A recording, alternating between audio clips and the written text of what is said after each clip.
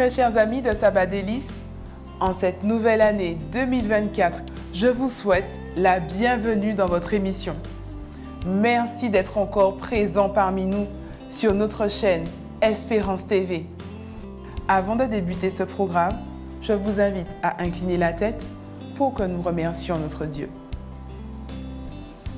Oui, Éternel, reçois de nos cœurs, de nos bouches, toute l'adoration, la louange et la gloire au siècle des siècles. Nous voulons te dire merci de nous avoir permis de voir le début de cette nouvelle année. D'autres n'ont pas eu cette chance, mais tu nous as accordé cette grâce et pour cela nous te sommes infiniment reconnaissants. Maintenant, Père, dans ce sabbat délice, dispose de nos cœurs, de notre esprit et remplis-nous de ton Esprit Saint afin que nous soyons en intimité avec toi. C'est notre prière au nom de Jésus. Amen. J'espère vraiment que vous avez l'occasion d'admirer le lever du soleil. J'ai la chance de pouvoir le faire chaque matin et j'en garde toujours de belles images dans ma mémoire. Cette année me fait penser à ce moment que nous vivons chaque jour. Pourquoi ? Parce qu'on ne sait jamais de quoi sera composée la journée sur la simple base d'un lever de soleil. Il peut y avoir plusieurs éléments qui interagissent à ce moment. Il peut se mettre à pleuvoir, le soleil peut être caché par quelques nuages, le temps peut sembler tellement gris que l'on ne l'aperçoit même pas. Mais rien ne dit que cela durera tout le long de notre journée.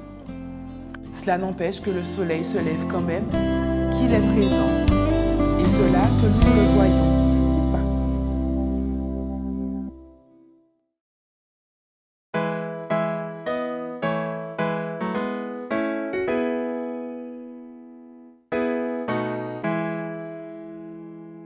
Jour de repos et de bonheur, consacré par le Créateur, vient comme une douce rosée rafraîchir mon âme. Là c'est que j'aime ton retour. Heureux jour, au jour de calme où mon esprit retrouve la paix qu'il chérit, où je fuis les soins de la terre pour chercher Dieu par la prière. Oui, j'aime ton retour. Heureux jour, au jour de joie où devant Dieu rassemblés en un même lieu, des saints font monter leurs hommages à l'Éternel, rocher des âges, qu'il est beau ton retour. Heureux jour, jour béni pour le pèlerin, seul et fatigué du chemin, il trouve en tes pures délices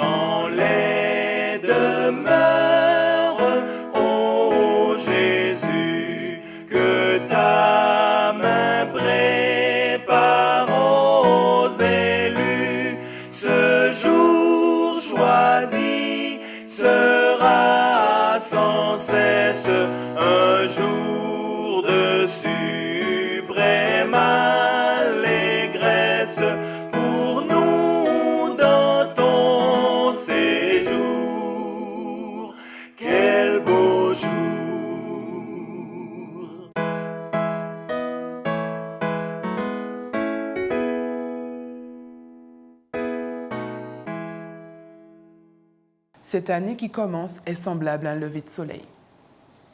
Nous ne savons pas ce qui arrivera, si nous aurons de bons moments, ou de très bons moments d'ailleurs. Nous ne savons pas non plus si nous aurons des moments difficiles à passer. La seule chose que je peux vous assurer, c'est que notre soleil de justice sera toujours présent. Qu'il soit visible ou pas à nos yeux, il est et sera là. C'est lui-même qui nous l'assure dans l'Évangile selon Matthieu, au chapitre 28, le verset 20. « Voici, je suis avec vous tous les jours jusqu'à la fin du monde. » En ce sabbat délice, je vous invite à trouver l'accomplissement de nos meilleurs vœux dans la personne de notre Seigneur, Sauveur et Rédempteur, Jésus-Christ. Pour ceux qui ne l'auraient pas encore fait, c'est le moment de prendre un nouveau départ. Et pour les autres, continuez sur votre lancée. Pour cela, rien de mieux que de ne penser plus aux événements passés et ne considérer plus ce qui est ancien. Voici, je vais faire une chose nouvelle sur le point d'arriver. Le peuple que je me suis formé publiera mes louanges. Nous dit Ésaïe 43, le verset 19 à 21. À tous ceux qui ont le cœur et l'esprit chargés, nous vous souhaitons de trouver le pardon auprès de notre Dieu l'Éternel. Car si mon peuple, sur qui est invoqué mon nom, s'humilie, prie et cherche ma face, et s'il se détourne de ses mauvaises voies, je l'exaucerai des cieux, je lui pardonnerai son péché et je guérirai son pays. Dans 2 Chroniques 7, le verset 14. D'ailleurs, vous avez des soucis de santé et vous soupirez après la guérison? Rappelez-vous, mais je guérirai, je panserai tes plaies, dit l'Éternel. Dans Jérémie 30, le verset 17.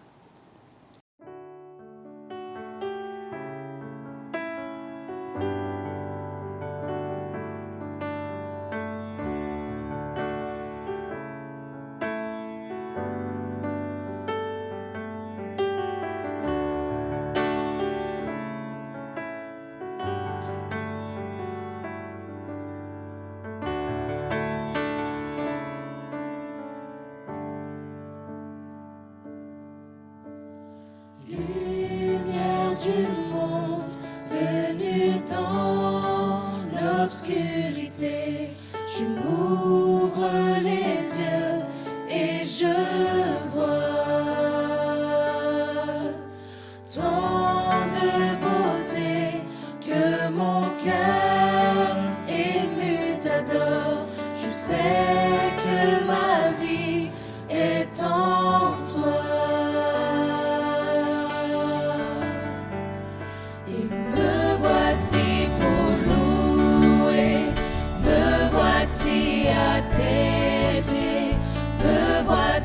Pour dire tu es mon Dieu, car tout en toi est beauté, tout en toi est grandeur, tout en toi est merveilleux pour moi. Roi éternel, élevé au-dessus de tout, ta gloire resplendit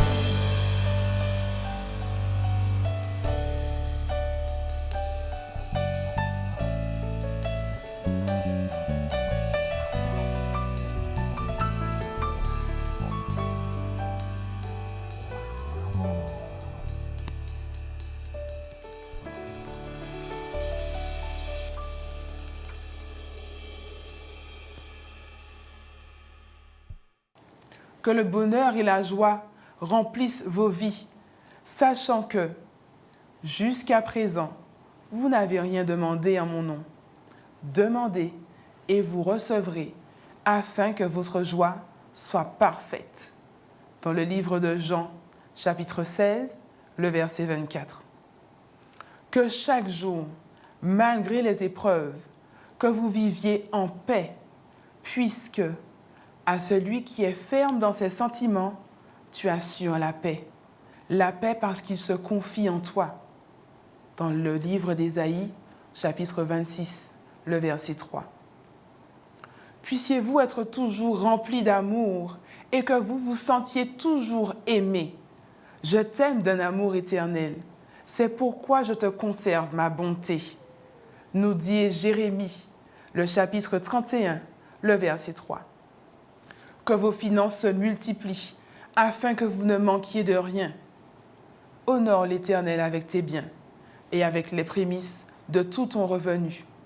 Alors, tes greniers seront remplis d'abondance et tes cuves regorgeront de mou. Livre des Proverbes, chapitre 3, verset 10.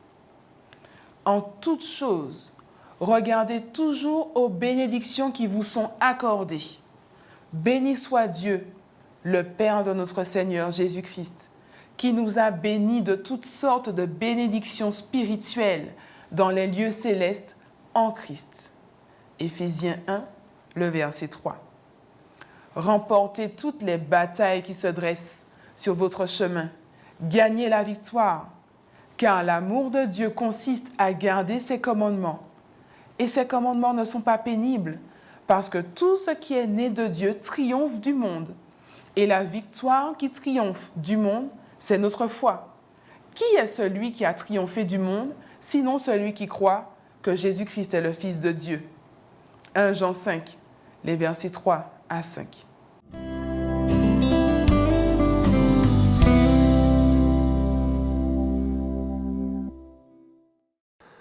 Je vous salue tous en Jésus-Christ depuis un écrin de beauté, la Guyane. J'étudie l'histoire d'un homme, un peintre, initialement issu de petite noblesse, mais qui, contre toute attente, peu avant sa mort, a été anobli chevalier. Prions. Tendre Père céleste, révèle-nous dans ton amour à quoi noblesse nous oblige, au nom de Jésus-Christ. Amen. Notre méditation s'intitule « Noblesse oblige ». L'homme noble se propose des choses nobles, mais il se maintiendra par des choses nobles. Ésaïe 32, verset 8. Il aura passé toute sa vie à courir après un titre, usant du subterfuge millénaire du mensonge. Il aura préféré mettre en sourdine ses origines d'immigrés portugais, saisissant l'opportunité de faire valoir ce que lui rapportait son lien de parenté de toute petite noblesse espagnole. C'était un génie de la peinture, entouré de grands esprits pensants du XVIIe siècle, dans sa ville natale, Séville, en Espagne. Il a appris avec intelligence à imiter les techniques d'art les plus complexes pour s'émanciper et devenir à 18 ans maître dans l'art de la peinture. On lui vaudra le porteur d'eau de Séville, ou vieille femme faisant frire des œufs. Au début, son art s'inspirait en partie du clair-obscur, du ténébrisme. De gros coups de pinceau couvraient des éléments tapis dans l'obscurité tout en laissant voir ce qu'il voulait laisser voir quand il les mettait en pleine lumière. Une carafe d'eau en terre cuite sur laquelle on distingue des gouttes d'eau de condensation ou de verres d'eau d'une transparence surprenante qu'on a même envie de le toucher tant il semble réel. Après ces scènes de cuisine qui incluent le tableau, le Christ chez Marthe et Marie, il peindra des grands jusqu'à devenir, à 24 ans, le peintre officiel, le peintre personnel du roi d'Espagne, Philippe IV. Il aura été retenu pour son don à percer le vrai dans les traits de l'homme. Au point que le pontife de Rome, Innocent X, se serait écrié « Troppo vero », trop vrai, en découvrant son portrait qui lui renvoyait son identité, sans doute même son curriculum vitae. Vérité et vraisemblance, illusion et apparence, histoire et fiction, ombre et lumière, lumière dans toute sa maestria, maestria en quête de noblesse. Nous avons affaire au peintre des Ménines, Diego de Silva Velázquez. Noblesse oblige.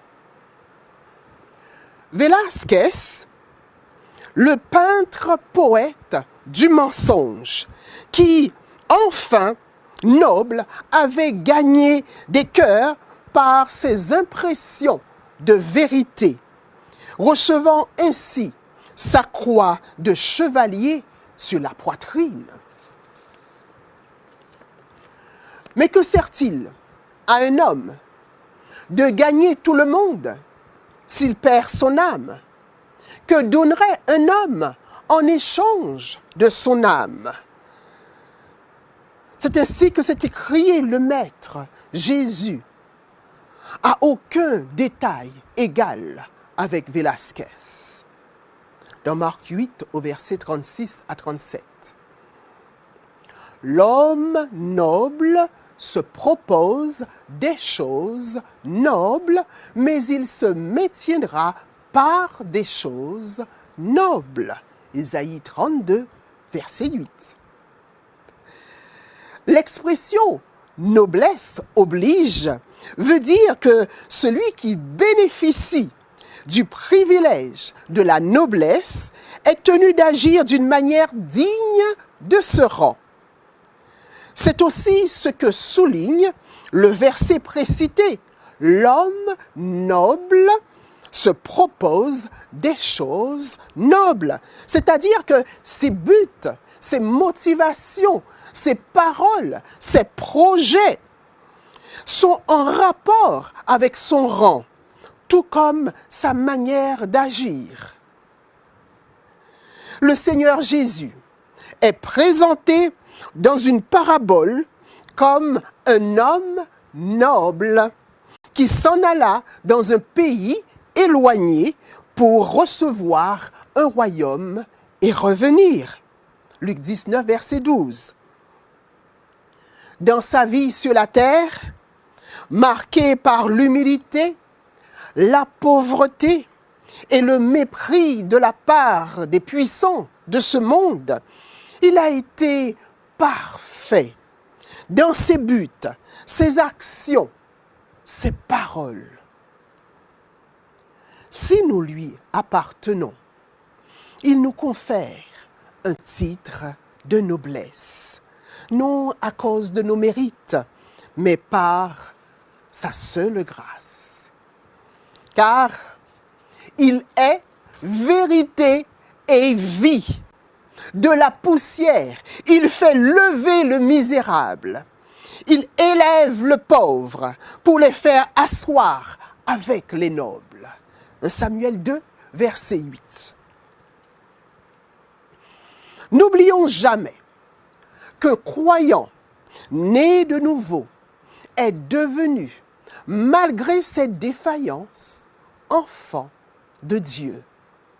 Un héritier avec Christ, un citoyen du ciel. C'est une haute position qui doit avoir des conséquences pratiques. Ô chrétiens, notre vie de tous les jours devait être un témoignage à cet homme noble, le modèle et le chef, le génie et le maître que nous avons à imiter, Jésus-Christ, notre Seigneur. Ne nous faisons pas d'illusions et ne nous suffisons pas par des jeux de l'apparence avec comme seul témoignage la croix d'honneur, symbole d'anoblissement sur la poitrine. Voici le projet du chrétien. Se conduire d'une manière digne de l'Évangile.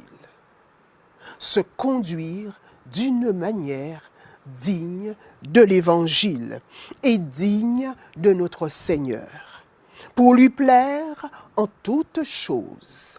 Philippiens 1, verset 27, Colossiens 1, verset 10. Oui, notre noblesse nous oblige. Amen.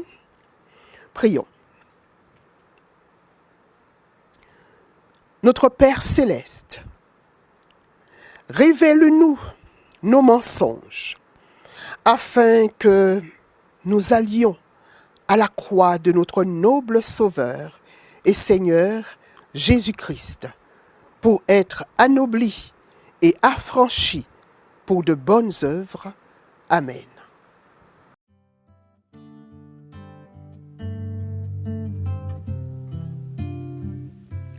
Dieu, tu es ma force, ma consolation,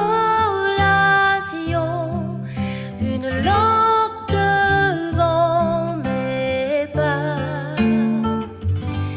Ta voix a triomphé de l'ouragan, remporté le combat. Tu m'offres chaque jour ton infaillible amour, toi qui as fixé le cours des étoiles. Sois mon encre, sois ma voile. Tu étends mes ailes pour toucher les cieux, protégé par ta main. Ta grâce m'appelle à lever les yeux et suivre ton chemin.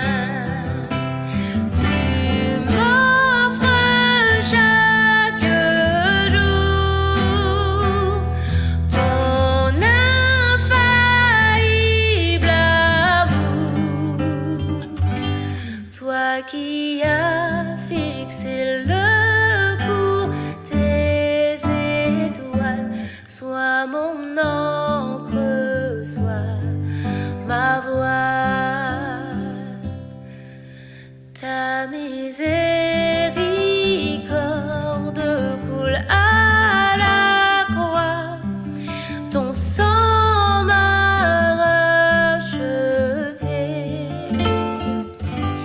Tout ce que je suis me vient de toi, sans fin je te louerai.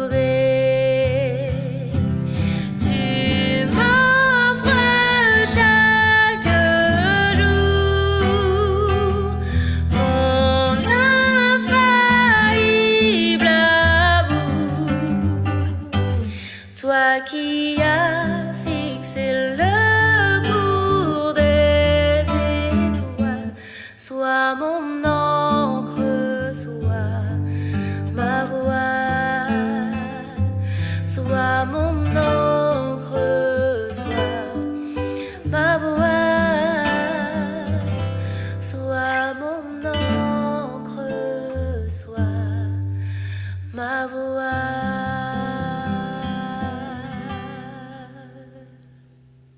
Soyez riches, débordant de toute espèce d'abondance, de richesse et de grâce. C'est de toi que viennent la richesse et la gloire. C'est toi qui domines sur tout. C'est dans ta main que sont la force et la puissance, et c'est ta main qui a le pouvoir d'agrandir et d'affermir toutes choses. Maintenant, ô notre Dieu, nous te louons et nous célébrons ton nom glorieux. 1 Chroniques 29, les versets 12 et 13. Et puis, que vous gardiez toujours espoir. Pour moi, je regarderai vers l'Éternel. Je mettrai mon espérance dans le Dieu de mon salut. Mon Dieu m'exaucera. Michée 7, le verset 7.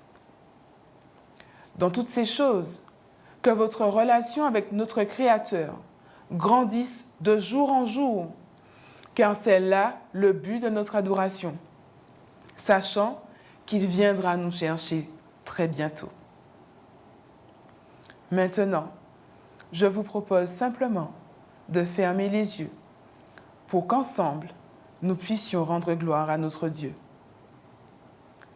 Oui, Éternel, que ton nom soit élevé et que nous, tes enfants, nous puissions dire au monde à quel point tu es un Dieu bon, merveilleux, mais que surtout, tu reviens nous chercher bientôt.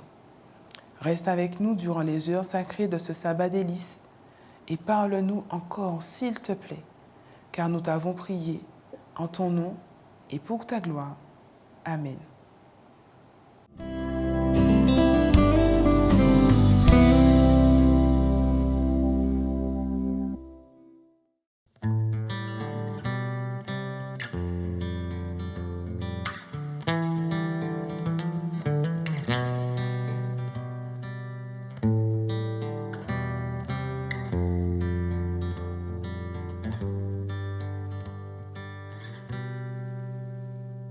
Tout s'agite dans la ville, des gens courent de partout, se dirigent vers la colline où l'on tue avec des clous. Aujourd'hui il y a 3 hommes qui vont être crucifiés, un spectacle qu'il ne faut surtout pas rater. Je m'approche avec la foule, ces gens assoiffés de sang, quand soudain j'entends hurler quelqu'un dans un cri déchirant. Ne m'oublie pas, ne m'oublie pas, quand tu reviendras, surtout pense à moi, ne m'oublie pas, ne m'oublie pas, quand tu reviendras, surtout pense à moi, ne m'oublie pas, ne m'oublie pas.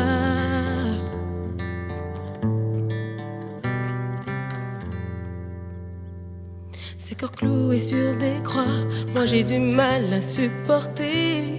Au milieu des 2 brigands, je vois un homme que je connais. C'est Jésus, celui qui prêchait, qui faisait du bien partout. Mais ce qu'il disait en dérangeait beaucoup.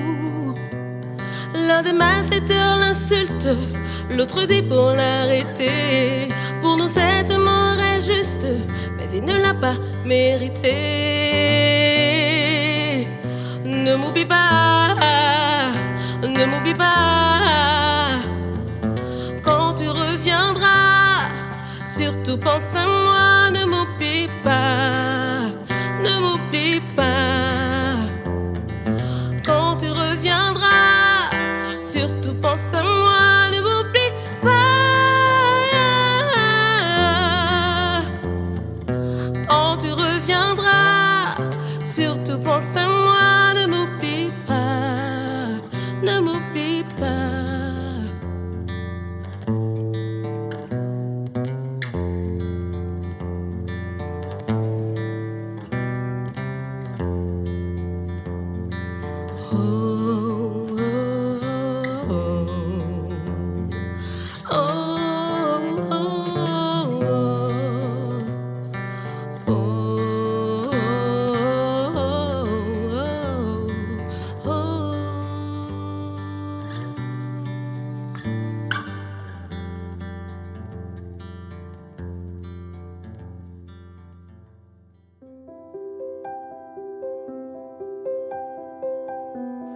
Nous avons eu le plaisir de partager avec vous cette ouverture de Sabbat délices.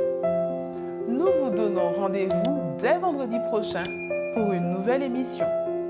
D'ici là, passez un merveilleux Sabbat délices.